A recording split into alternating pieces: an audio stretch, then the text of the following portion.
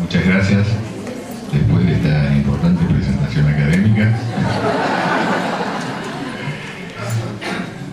tengo que agradecer por todo esto que me han brindado en el último periodo de mi historia profesional a Raúl Roa, a Héctor Rodríguez, a los compañeros del IESPA, a todos ustedes. Muchos han sido alumnos, aquellos que me recuerdan bien porque aprobaron y otros que no sé cómo me recuerdan. Toda esta posibilidad de que hagamos en conjunto reflexiones, pensamiento crítico, escuchemos, disertemos y después pongamos en práctica, pongamos en acción. Y ahora vamos a ver. Hay algunas cosas que me retrotrayeron con la presentación del administrador Ricardo Echegaray, que a veces uno se da cuenta con el tiempo que estratégicamente se adelanta a los momentos políticos y que después se hacen realidad. Esto de los acuerdos de doble imposición que ahora se hacen realidad. Yo recuerdo en el año 91 el primer acuerdo de doble imposición que firmó Argentina, con mucha discusión en ese momento en toda la administración, fue con la República Popular de Polonia, en donde yo estaba en cargo de embajador, y con el cual yo asumí que era canciller y después pasó a ser ministro de Economía. Cavallo quería en ese momento, aceptaba en ese momento el tema de los acuerdos de doble imposición, que estaban de alguna manera impulsados por los hermanos Gurría, mexicanos, uno de ellos ministro y el otro era el que estaba en la OCDE y creo que todavía sigue estando, porque bueno, en esta cosa de los mexicanos, un tema que vamos a hablar es el de soberanía y cargos. Él siguió, digamos, de todos nosotros. Y ese acuerdo de doble imposición fue de avanzada. Argentina firmó varios en la época. Después nos dijeron de todo, pero no importa. Lo que digo es que hoy día también son un hecho de avanzada, aunque el tiempo histórico es otro y la inserción del tema a nivel internacional es muy importante. Y ahora vamos a ir yendo al porqué de esta presentación, que tiene que ver también con algo que dijo el administrador y que lo venimos charlando, que es la velocidad de los cambios y el rol de la academia en esos cambios. O sea, si a veces se adecúa, si no se adecúa. Por eso un pequeño marketing con respecto a las carreras que estamos en este momento diseñando en el IESPA. El doctorado sobre todo es muy flexible en seminarios, de manera tal que esos seminarios se tienen que actualizar permanentemente, y una rotación permanente, porque los sucesos y los acontecimientos del mundo actual giran muy rápido y los actores un día están en un lugar y al otro día, casi en automático, están en el lugar absolutamente contrario. Entonces esto hace que la reflexión y la adecuación dentro de una línea de pensamiento estratégico sea muy importante. Entonces el largo plazo y el corto plazo tienen mucho que ver para no quedarse en la actitud pragmática de la acción y poder tener una conducción, como dice, yo ahora estoy muy metido en la cosa de la filosofía económica y política, una conducción como el guía marítimo al estilo de Ulises, ¿no? Y no dejarse tentar por las sirenas, por la situación que tiene la coyuntura permanente, no dejarse seducir. Entonces vamos a jugar ahora un juego de Opperman, o sea, abrir cerebro. Ustedes van a ver en la pantalla elementos teóricos y yo voy a ir contando con una retórica que espero que sea bastante seductora, ir contándoles la adecuación con la realidad, para cerrar en una conclusión. Entonces, vamos a empezar históricamente como si nada hubiera ocurrido a través de la crisis internacional del sistema financiero 2008-2009. Todos los prejuicios históricos de lo que ustedes aprendieron, déjenlo ahí, un salto abrupto en la historia del ciclo económico internacional, crisis bancaria, crisis del sistema de especulación, crisis en las aproximaciones teóricas. Entonces, la dominación de la teoría, llamémoslo, liberar todos los condicionamientos de eso, de la Escuela de Chicago, de los condicionamientos Fondo Monetario, Banco Mundial, el BID, el Consenso de Washington, etcétera, etcétera, quedan atrás. Crisis, ruptura del sistema de especulación con los derivativos, con los hedge funds, con las securitizaciones, con las posibilidades de la banca privada, tanto para valores como para títulos privados y públicos. Esa especulación sufre un crack. El crack, más que económico, es en la cabeza del inversor individual. Ahí hay que jugar con la psicología, bueno, todo lo del libro mío último. La crisis de pánico, las somatizaciones, los insomnios, todo eso dentro del sistema de Wall Street y de Londres. Y después se propaga en automático. Pero junto con ello, quiebras y situaciones de recesión muy profunda a partir de la crisis bancaria y financiera en el sistema productivo. El sistema productivo queda descalzado, se interrumpe, empezando por la interrupción del comercio. Entonces, lo que en el sistema keynesiano marxista sería la metamorfosis de la mercancía, no se produce. Claramente. Empieza a aparecer problemas de logística, de costos, de migraciones, problemas salariales. La ganancia no se realiza claramente. Se realiza más en la especulación financiera más salvaje que en la fábrica, que en la producción, que en los servicios reales. En ese esquema estamos hablando del centro del sistema y todo lo que queda atado a ese centro del sistema por relaciones. Entonces, las funciones de la moneda van rotando también como las prioritarias. Deja de ser prioritario el medio de pago, o sea, el crédito, la dilación, la incertidumbre, los precios a futuro. Deja de ser prioritario el sistema de medición de valor, de medidas de valor. No se sabe si las materias primas reemplazan a las monedas en la especulación, si el oro es la reserva de valor. Hay toda una tergiversación y cada uno, digo, inversor individual, elige dónde posicionarse, pero acompañan también los estados. En ese esquema hay dos elementos que juegan, política monetaria y política fiscal.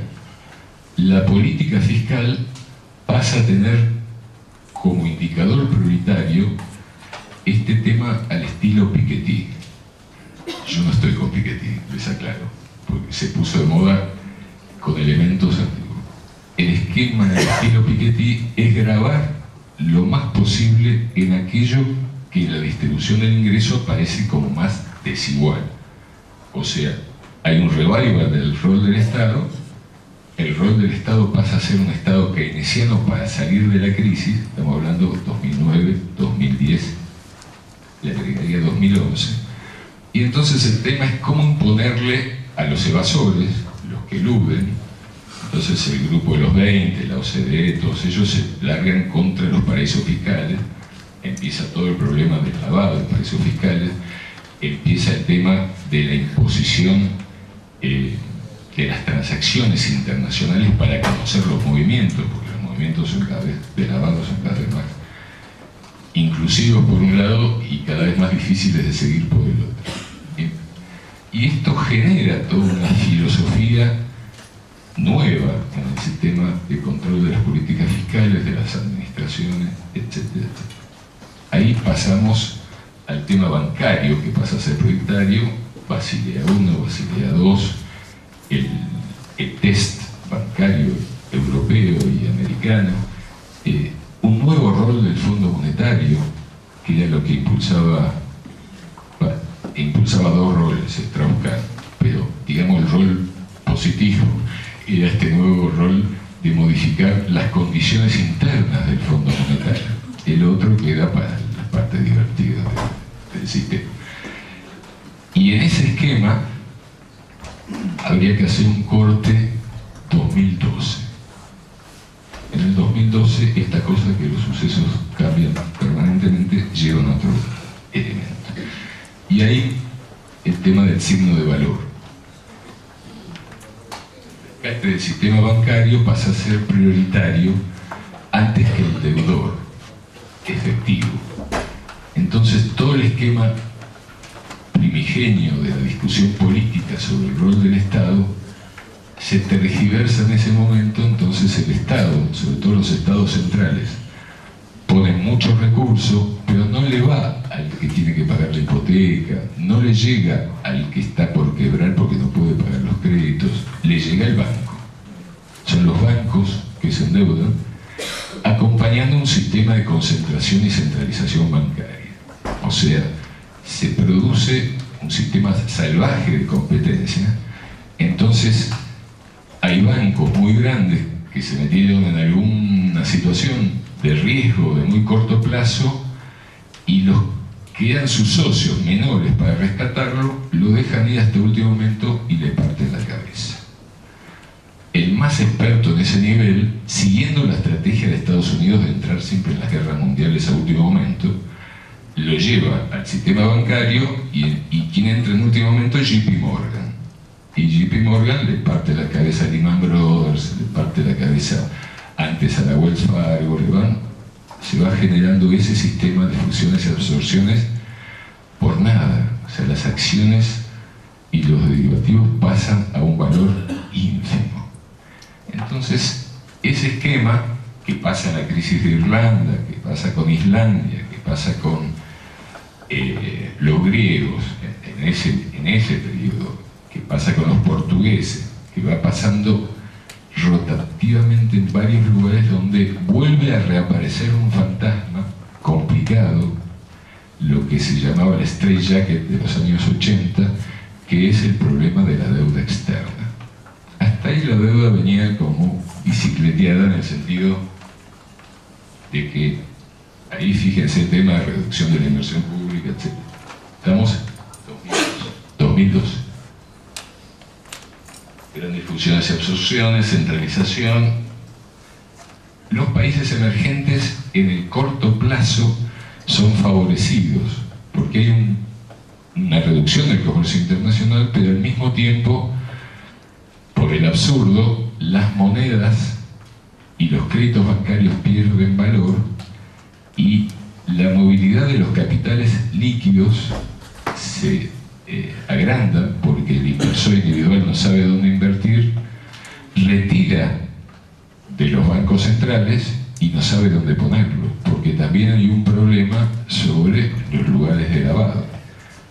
Entonces vuelve a los países emergentes, porque vuelve a buscar lavar en un lugar seguro, en un lugar de bajo salario. Absorbe mucho China, absorbe mucho Brasil en ese momento, porque se transforma en un lugar de obtención de recursos naturales. O sea, pasa a ver un juego que conforma rápidamente una masa muy importante de liquidez y que permite competir por el precio de las commodities, permite competir por los recursos naturales, a lo que se va a constituir después como los BRICS. En ese momento, lo que se constituye en el movimiento de salida de la crisis, primero son los BRICS, que es por un problema político-militar. China necesita respaldo desde el punto de vista de la defensa frente a la competencia de Estados Unidos y Japón. Rusia le provee armamento. En todo caso, le provee la seguridad atómica, o sea, porque los rusos seguían manejando la mayor cantidad de cohetes nucleares más que de todos los occidentales. Entonces, los BRICS son Rusia, India y China. India se engancha, más allá de no sé cuál sería la convención de los compañeros de Naciones Unidas, se engancha porque en el sistema internacional el problema de la crisis del petróleo, el problema del mundo musulmán con Pakistán, el problema de que a nivel atómico Pakistán tiene la bomba, entonces la India tiene la bomba y necesita seguridad militar en la expansión y ya no se la brinda claramente Occidente porque hay renegociaciones políticas de todo lo que es la guerra y el dominio internacional, hace que la India enganche con Rusia y con China. Y porque prefiere estar en paz con los chinos, que son muy poderosos. Entonces, los RIC son Rusia, India y China. Empiezan así. Brasil tiene una conducción política muy ágil y muy hábil, periodo de Lula, engancha en automático. Lula, más allá de sus orígenes sin educación racional y científica, tiene una mirada estratégica clave y engancha para tener de alguna manera un grado de libertad mayor con Estados Unidos. América Latina en su conjunto tiene un grado de libertad porque Estados Unidos entró en crisis. Era la época en que los economistas decían catástrofe, crisis terminal de Estados Unidos, se cayó el dólar, se cayó la producción.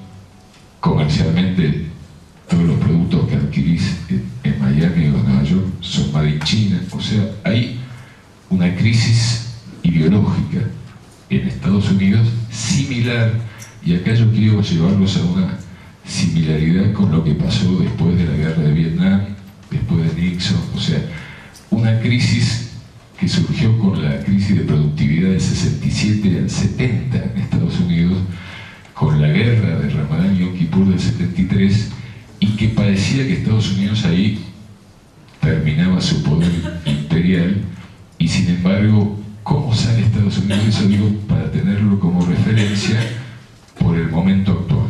O sea, saliríamos del 2012 al 2014, casi entrando al 2015. En aquel periodo, el tema de la deuda también era muy importante. Pero lo que era válido para la moneda era la moneda crédito. Entonces se captaban recursos de liquidez internacional con tasa LIBOR en Londres o con la tasa de referencia de las corporaciones, la prime rate en Nueva York. Y Estados Unidos en aquel momento juega sobre la tasa de interés y hace un diferencial de 3 puntos arriba la prime rate que la LIBOR. Y todos dicen, Sabapá, se volvieron locos los americanos. Así todo el dinero va a ir a Estados Unidos. ¿Pero qué hace? Eso iba en contra de cómo funcionaba la LIBOR y la prime rate, chupándose los petrodólares del año 73, y estamos hablando finales del 79. La Reserva Federal cambia la tasa de interés y crea una situación que en el año 84-85 definíamos con una cosa así tipo Superman, que era el superdólar. Hoy volvemos a ese reflejo, nada más que en lugar de la tasa de interés, lo que va a jugar es el tipo de cambio. O sea, lo que se prioriza es el tipo de cambio. ¿Y por qué? Porque la función de la moneda más importante va a ser la de signo de valor. Y en la moneda signo de valor hay 2 características. Tiene que servir para medir valores, y ahí no es la característica clave. Tiene que servir para lo que se llama el cenibleaje, o sea, el símbolo del soberano. Y acá quiero llevarlos a otro elemento de filosofía política, que es la discusión del soberano y el poder político. El soberano y el animal, y el soberano y la conciencia. Discusión que está en los juristas, no sé, yo no hice derecho por una inadecuación en mi vida, y entonces no llegué a muchas funciones de poder, porque siempre el poder tienen los abogados más que los economistas en el caso argentino. Pero la discusión institucional y política, llamémoslo, entre Zaffaroni y Nolasco, es la discusión sobre no solamente el garantismo desde el punto de vista de los derechos humanos y ese tipo de cosas, sino fundamentalmente una discusión que hubo antes de la Segunda Guerra Mundial entre Weber y Fichte sobre lo que es la democracia institucional, cómo juegan las leyes. Si lo que importa es la democracia social, entre comillas, con los conflictos sociales, etc., o lo que importa es la democracia institucional. La república, diría. Entonces, en esa discusión institucional hay una discusión en el sistema internacional entre cómo juega la política fiscal y cómo juega la política monetaria. Una fiscalidad muy extrema, esta discusión sería entre Schäuble y Draghi contra los chicos del Syriza. O sea, vos querés que se me mueran todos los tipos si yo efectivamente cumplo las condiciones de Maastricht, se me mueran por desocupación, tengo ya 25% desocupado, te quiero pagar la deuda, no tengo recursos, las navieras griegas ponen la plata afuera, sacaron toda la plata, fuga de capitales, o me aflojás las condiciones, me renovás y me permitís mantenerme. Si me permitís mantenerme, Troika, Banco Central Europeo, el Consejo de Europa y atrás de eso la chica Merkel, o sea, si me permitís mantenerme, entonces en algún momento yo empiezo a pagar, a pesar de que mi población acepta la pérdida de dignidad. Entonces yo digo, ahora hay toda una discusión que nos va a competir a nosotros, a los brasileños, ahorita, no digo dentro de 3 años, que es el tema de identidad y soberanía, el tema del soberano, y el tema, la discusión entre Platón y Heráclito, o sea, el tema de ese proceso de trabajo es con esclavos o es un proceso de trabajo que puede ser de ciudadanos. En ese esquema vamos a pasar esto para no quedar atrasados con la parte teórica.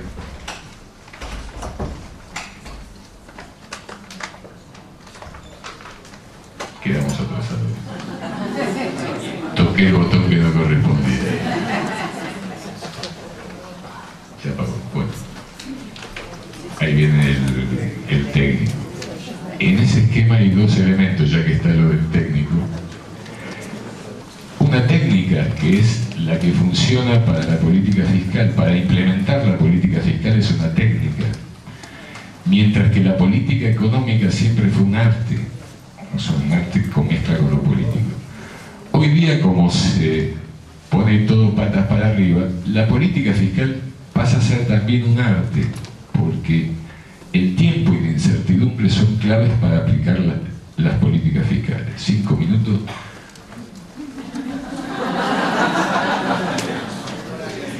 Aparece la incertidumbre en las políticas. En ese esquema, los BRICS están haciendo, y al final del artículo, porque yo dejé un artículo acá, está todo el panorama actual de la situación estratégica de los distintos países. Los BRICS han pasado a ser un fondo de inversión pública, porque al no haber inversión privada, fondo de inversión pública de los BRICS de 50.000 millones de dólares para el conjunto, y de China exclusivamente en un banco donde ya se escribió en 20 países para inversión pública de 100.000 millones de dólares, y un fondo de estabilización para emergencias de movimientos de activos líquidos, o sea, de lo que llamaríamos fuga de capitales o movimiento de capitales líquidos de muy corto plazo, y otros 50.000 millones de dólares. En los BRICS entró también África del Sur. Nosotros, por una inadecuación conceptual o formal, no sé, no quisimos entrar a los BRICS, y ahora cuando queremos entrar, ya los BRICS, sobre todo la compañía Dilma, dice niet. Entonces, entramos por negocio concreto, que es el préstamo chino para las distintas actividades que se realizaron, y los préstamos rusos para sus distintas actividades, aquellas que conocemos y que no conocemos, tanto de China y de Rusia, que tienen que ver con los movimientos estratégicos militares y sobre todo con el tema de energía. Entonces Argentina, por un lado, es priorizada porque los BRICS, para tanto cercana a Alemania y a Japón por distintas situaciones históricas, entonces nos desean a nosotros. Y nosotros estamos en una situación económica de corto plazo que necesitamos de ellos. Necesitamos. O sea, el sistema internacional de Wall Street, llamémoslo así, y de Londres, está a la espera de que haya alguna modificación muy profunda desde el punto de vista del relacionamiento internacional. ¿Eso qué significa? No solo de Argentina, sino de América Latina. De ahí las presiones sobre Brasil, no hablemos de Venezuela, pero sobre el avance de la llamada cuenca del Pacífico, o sea, los países que no es que vuelven a Keynes tradicional, están volviendo de vuelta a Milton Friedman.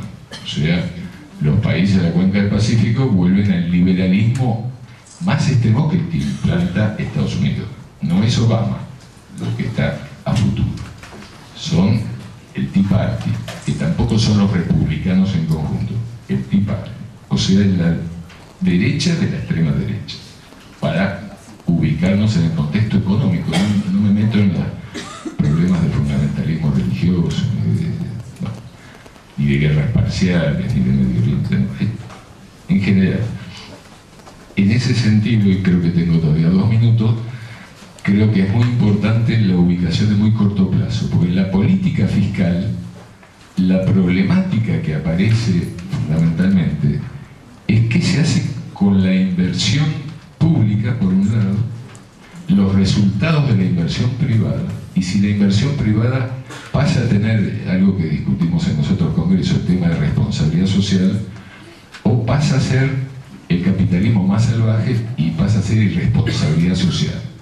Eso tiene que ver con el lavado de dinero, no solamente con el dinero de los impuestos, sino con el lavado de aquellos productos y servicios que no están en la actividad legal. Y allí ha habido también cambios muy fuertes en la estrategia internacional. Hay sectores que están casi obligados a ajustarse a las reglamentaciones internacionales. La FIP está haciendo todos los deberes desde hace unos años, en el último periodo. Pero hay otros sectores que no, porque políticamente la liquidez internacional es la de ese dinero. Un cálculo grueso, y esto ya no es correctamente político, así que después no lo difundan. Argentina entra liquidez en dólares, billete, cash, más o menos 5.000 millones de dólares que no figuran en ningún lado. Entonces, si yo quiero hacer campaña, ¿quién me provee el dinero?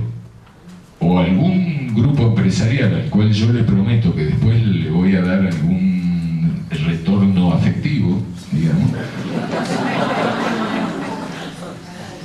O los muchachos que no pueden ya fácilmente funcionar en los mercados de lavado de dinero. Los compañeros de España saben lo que está pasando en Andorra con el lavado de 4.000 millones del Banco Madrid y todo. Antes le pasó con Bankia, bueno, todo elegante.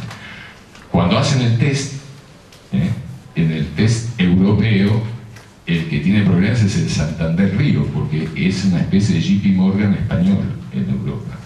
O sea que se comió las caixas y todo lo demás de abajo. Es el que trata de cumplir las normas, pero está dibujado, en el sentido de que si efectivamente va a cumplir el test, ahí empiezan los problemas. Es lo mismo que le ha pasado al Citi en Estados Unidos. Cuando van a cumplir realmente el test, dicen, bueno, mejor empezar a vender esto y aquello y lo otro, y vamos a la concentración, porque si no, políticamente no llegas. Pero eso que es lo internacional más transparente, de ahí la necesidad de la transparencia, oscurece el otro elemento. Para Estados Unidos en la relación política es México el tema. También Venezuela. Pero Venezuela es más problema hoy para Cuba que para Estados Unidos. Quiere decir que el servicio de inteligencia cubano quiere que se termine el tema de droga en Venezuela. Porque Cuba quiere el arreglo con Estados Unidos y el arreglo de la FARC democrática. ¿Por qué porque eso le permite una cosa de más largo plazo, más estable, y son compañeros más creíbles en la negociación. Una especie de Mujica es el hermano de Fidel. Vos hiciste toda la barbaridad del mundo, pero vos la tenés blanqueada. Entonces, para Obama o los demócratas o los servicios americanos, mejor negociar en ese nivel que con alguien que le dice, que lo adula, que lo seduce al estilo de Alcibíades con Sócrates, y que después le parte la cabeza. Entonces, una es esa relación. La otra relación es el poder de China con Rusia. Ahí hay un conflicto que ya no es México ni la droga, hay un conflicto que es la OTAN con Ucrania. Entonces, para los rusos, Ucrania, digo para todos los rusos, no solo para los excomunistas, para la Iglesia Ortodoxa, etc., Ucrania es parte de la madre Rusia.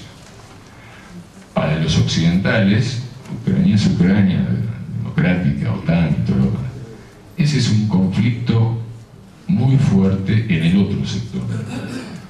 En el medio de todo eso hay un problema que es la moneda es oscura y el signo de valor es oscuro y es incierto. Tiene un costado real y otro signo que está oscurecido, que depende de la fe, de la creencia. Ya no es Platón, es Moisés. O sea, yo bajo, hablé con la zarza es Dios y vos tenés que tener fe. Entonces vos tenés que tener fe que el dólar es la moneda signo de valor internacional. Cuando quiere surgir otro, juega la presión política. El último que surgió ya no era el oro, era el franco suizo. ¿Se acuerdan que los suizos dijeron todo bien? No me interesa el comercio, me interesa que los bancos suizos sean el lugar de reserva de valor. Y entonces ahora bajaron la expectativa sobre el franco suizo, pero le partieron la cabeza al euro, está 1-1 prácticamente, y los chinos con el yuan. Por eso los rusos quieren una moneda única de los BRICS y los chinos frenan. China no enfrenta nunca en directo, enfrenta por el contorno. China es comunista de Mao y de Confucio, es confucionista. No tiene la mentalidad occidental, no piensa como nosotros, no tiene la culpa religiosa, no funciona por la confesión. Chino es otro comportamiento. Esto hace que Game Over, les agradezco mucho, espero que lean el texto que estamos